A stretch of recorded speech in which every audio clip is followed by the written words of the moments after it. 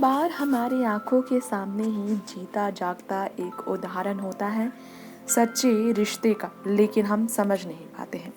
आज हम आपको माँ बेटे के ऐसे ही रिश्ते से रूबरू कराएंगे जो असल जिंदगी में सगे माँ बेटे नहीं बल्कि सौतेले माँ बेटे हैं। लेकिन इस सौतेले रिश्ते की पहचान क्या होती है, इस बारे में आपने सोचा ना होगा। जी हाँ, हमेशा ही सौतेला शब्द जब रिश्ते में लगा है तो वहाँ दूरियां ही सुनने को मिली, दूरियां ही दूरियां महसूस हुई।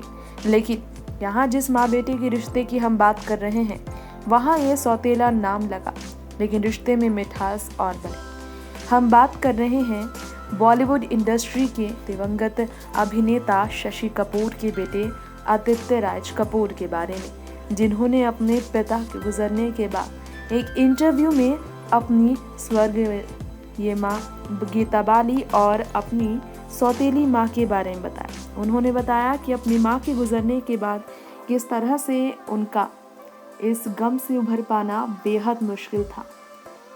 वो खुद को पूरी तरह से खो चुके थे, उन्हें सही गलत की पहचान नहीं थी।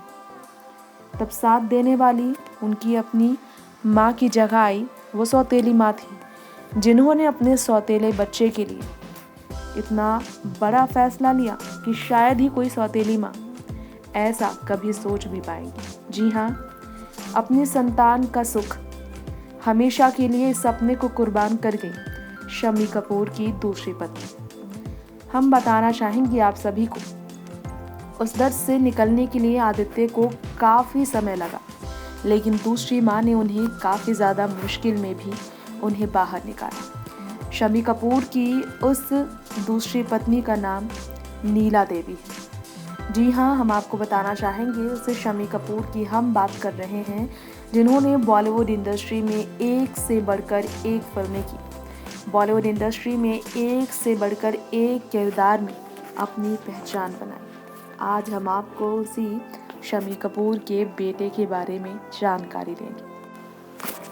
जी हाँ, ये बिल्कुल सच है कि शम्मी कपूर के बारे में ये बहुत लोग नहीं जानते हैं।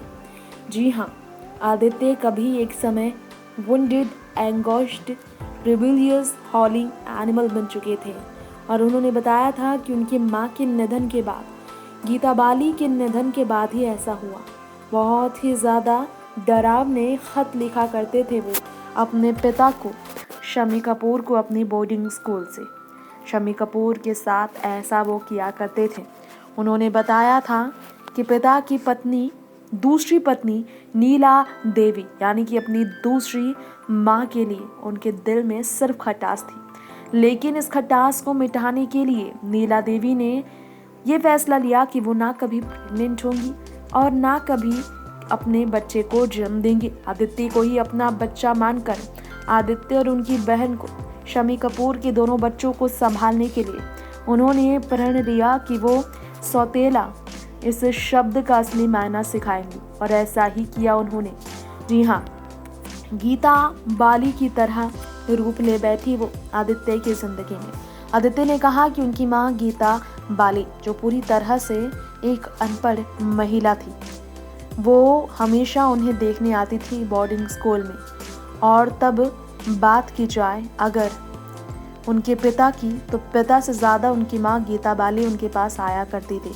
उनकी माँ उनकी करियर तक दे चुकी थी, अपनी करियर की भी कुर्बानी दे चुकी थी, लेकिन उनके पिता ने उनके करियर की शुरुआत ही की थी और इसलिए उनकी माँ के पास ज़्यादा समय था उनसे मिलने का।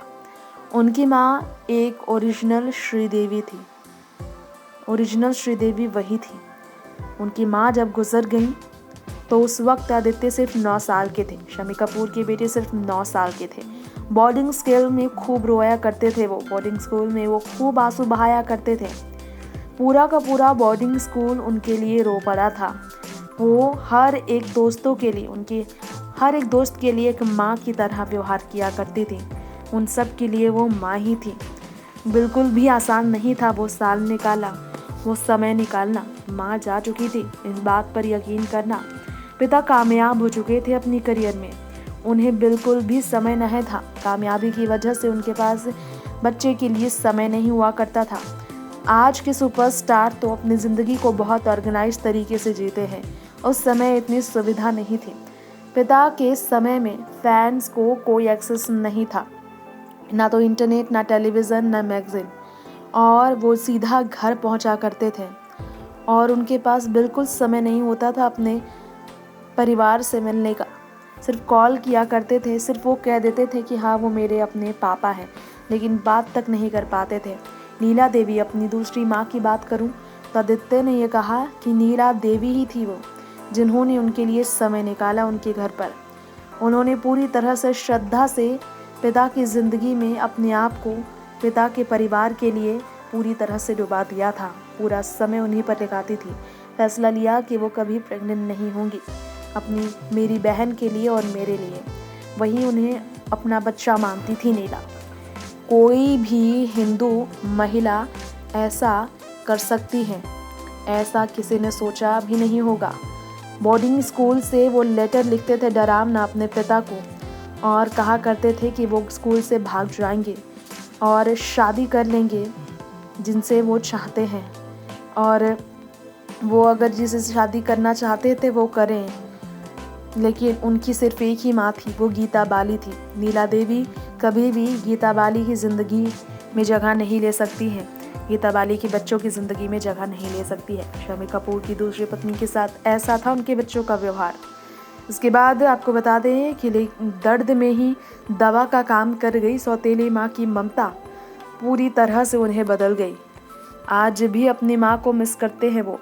आदित्य ने ये भी बताया कि स्पिरिचुअल गुरु ने उन्हें कहा था बॉलीवुड छोड़ने के लिए जब वो एक्टिंग डेब्यूट करने वाले थे, लेकिन अफसोस की बात यह है किसी कारण से आज वो हमारे बीच नहीं है। खैर, आदित्य के बारे में हम बात कर रहे हैं, शम्मी कपूर की फैमिली के बारे में हम बात कर रहे हैं, तो आपको जानकारी देना चाहेंगे कि बहुत अलग बात है ये, बहुत अलग ही सच्चाई है इसमें। लेकिन सच तो यही है कि गीता बाली के बच्चे, इस मशहूर अभिनेत्री और इस मशहूर अभिनेता के बच्चे सौतेली माँ के लिए एक अलग ही रूप रखा करते थे। नीला देवी ने अपना बच्चा नहीं रखा और आदित्य राज और उनकी बहन को ही अपना मानकर वो चले।